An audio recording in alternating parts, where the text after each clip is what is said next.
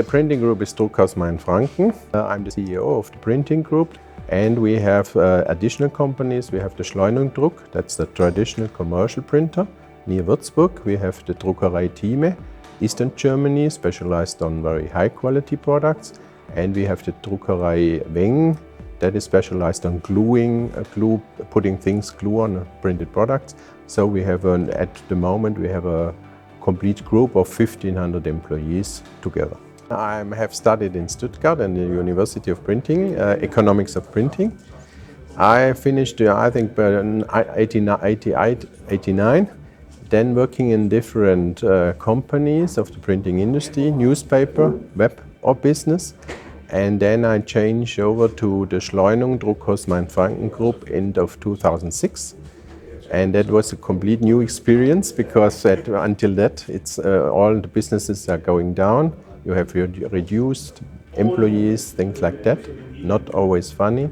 And therefore, from that point, we are growing. We are building new plants and developing the business, the printing industry, in another direction.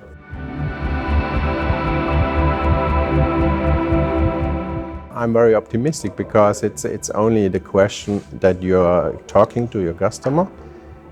If you're online or not, if you're a commercial printer, if you're an online printer, and you just have to look what the needs of the customers are. We are very successful even in the commercial part because we are developing solutions for large customers, for example, solutions for use instructions, one example. And that's not more a question of printing and color, bringing color and ink on the paper. That's a big question of logistics to bring in the right use instruction, the right number, the right language at the right moment to the packaging line of our customer. And therefore, for me, it's not a question of success of the printing industry or do we lose the printing industry. I think print matters, and it's only talking about the needs of the customer.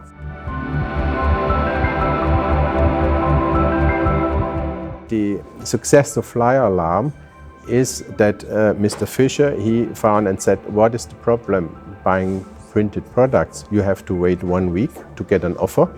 You get an offer which is very expensive, and you cannot understand everything what's inside this offer. They are talking about PDF, PSO and things like that. And you as a normal customer that I just want to have 500 greeting cards or 500 magazines, that's too much for you. And therefore he said, okay, what does the customer want? He wants a fast delivery. That's the Amazon effect, what we said. He wants to have fair prices, lower prices, and very fixed prices. So he can see immediately when he's looking on the product, he can see what are the costs for this product. And that is, I think that's a question what every printer should think about. That's not a question of if online or not.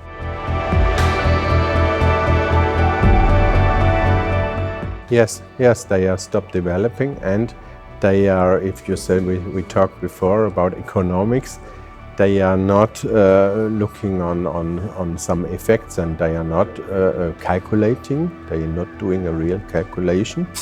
And therefore they should not, they're walking in to the customer store and said, okay, we can do it a little bit cheaper, we can make very low prices. They are not talking about the quality, not about the services. The most important are the services. And therefore they should not wonder about what's happening then.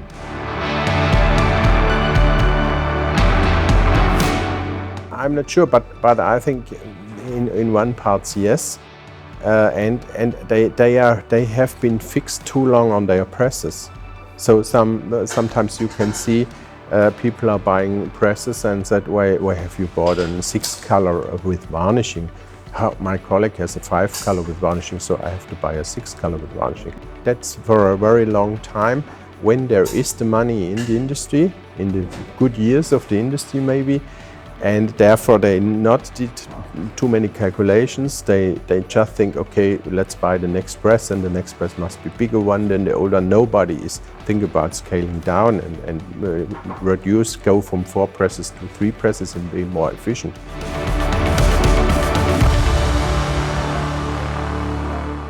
When we have started with this industrial printing, how we call it. When we started 2006, 2007, we had a make-ready in the large format offset press, 4 colors. We have a make-ready time of 17 minutes. We are now in the large format, we are in about 4 minutes or less. In the middle format, in format 106 centimeters, we do a complete make-ready on an 8 color in 2 minutes or less. It's all about you have to think about the processes, you have to think about every single step, how the printer does move to put the sheets out, to control it. When did he control? Could you wash the blankets during that time? You have to think about every single second, and then you can bring this time down. And I'm sure that we're not at the end of these possibilities. And talking about printing, offset presses, digital presses, I think we are there at maybe 90% of the efficiency we can get. Going to the post-press department, I think we are at 65%. It's a long way to go, and we said always in the morning, if we wake up and have some ideas how we can make it to improve it, then it will be a good day.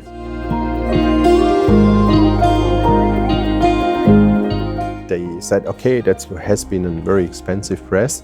I don't want to invest in the training for the operators. I'm buying a press for 4 million euros, but I don't want to take 100,000 euros or even 50,000 euros to make a real, very good training for the operators, how to use this press. And after some months they are wondering, said, they are using the press like before because they have been trained. This press is running with 12,000. They don't ask the press operator, don't ask and said, the new press should go 14, 15, 18,000? And that is one question and one problem.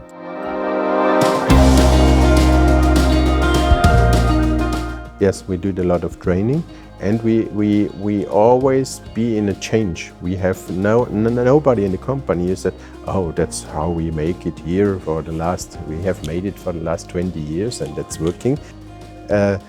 Therefore, that's interesting because, and even talk to the suppliers. We said if we are buying a press, we are not want to buy a press, we want to buy productivity. And then we go in details and said, okay, spare parts, for example. What is the average workflow of a problem on the press? The printer is looking for maybe 1 hour. That some things is not going like it has to be. After 1-2 hours of looking, of asking, he's calling the service. The service, maybe in our case, they are mostly in-house, but they are coming maybe after an hour. Then they looking inside the press. If it's not such a big problem, they said, okay, that's the part which is not working. I need this part. Then you wait for 8 hours to get this part from the plant, from the manufacturer, and then they put it in half an hour maybe, then test it, look if the press is now working, and then go back in production. So you have a complete time which is not productivity of about 10 hours, but finding or seeing that something is wrong and repairing it is about half an hour or maybe 1 hour. So what we have done, we have analyzed all the spare parts, put it in-house, and then we reduce this time from 10 hours to 1.5 hours. And we tell the press operator, if something is wrong, you have exactly 10 minutes to stop and said, okay, something is wrong. You don't have to look and to ask and to try for 2 hours. After 10 minutes, call the service and said, we have some problem with this press.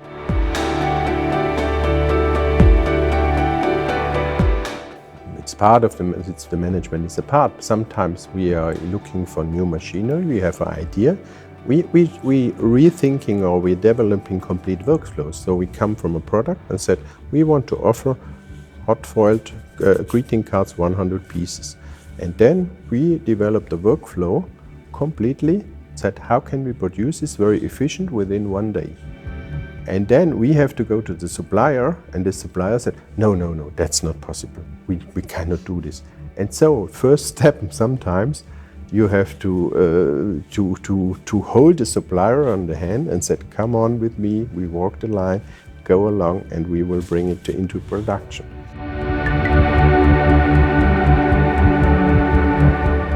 I think it's the DNA of our company and of our group that we said, okay, we always try, we always want to be better every day. It's not only that we're talking about that we said a lot of the people working there, it's a kind of family, and it's a kind, we want to be on top of this business, and therefore we want to make it like this.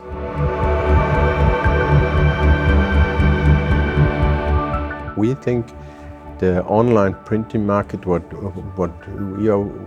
how we define this, business to business mainly, we see it's half of the market is developed about in Europe, and it's a long way to go. Maybe it's 5 years or so. If they are all growing now, they are doing a good job. We see huge possibilities for this market for the next future. But as I said in my presentation before, it will be not the case that we are covering the complete print market. That makes no sense, because a lot of very interesting and huge products like the huge catalogs or newspapers or very special things like money printing, banknotes. So these products need a lot of know-how, and therefore we see we can cover the small quantities and the special niches of the market. As we said in the past, we said, oh, we are printing all the things nobody wants to print.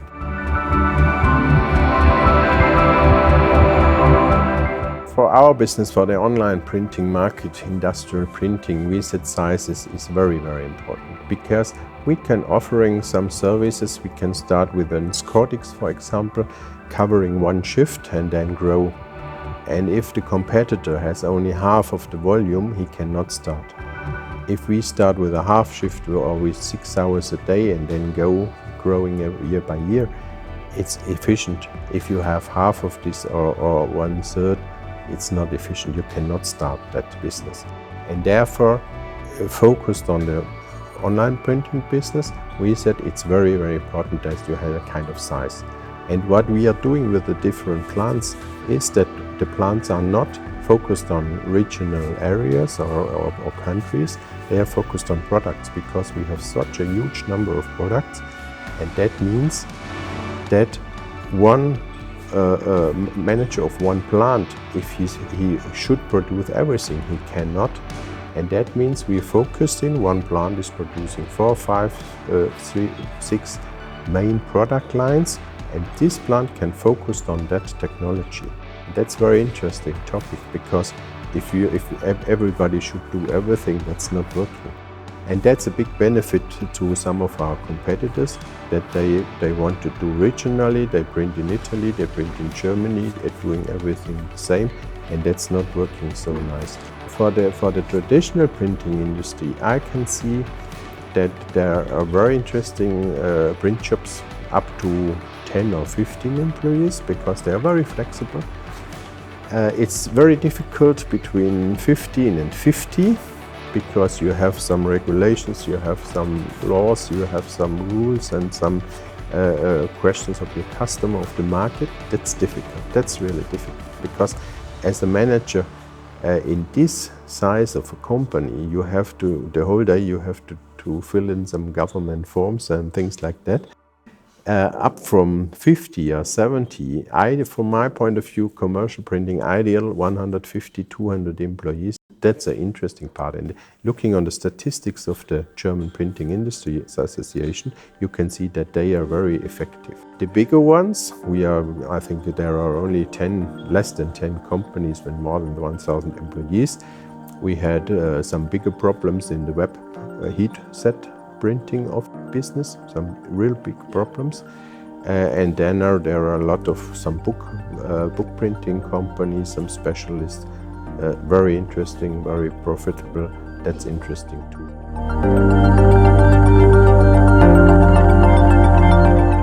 In the online printing business, I think at the end we will see five, six, 7 companies. These are top 5 now in Germany. They are covering mainly the European market, and these 5. And it will be very difficult to go within this, to be part of these 5 or of these 6. And the other ones, yes, we see that the number of companies will be reduced, and there I think we will go down to maybe 4,000, 5,000 companies. Yeah.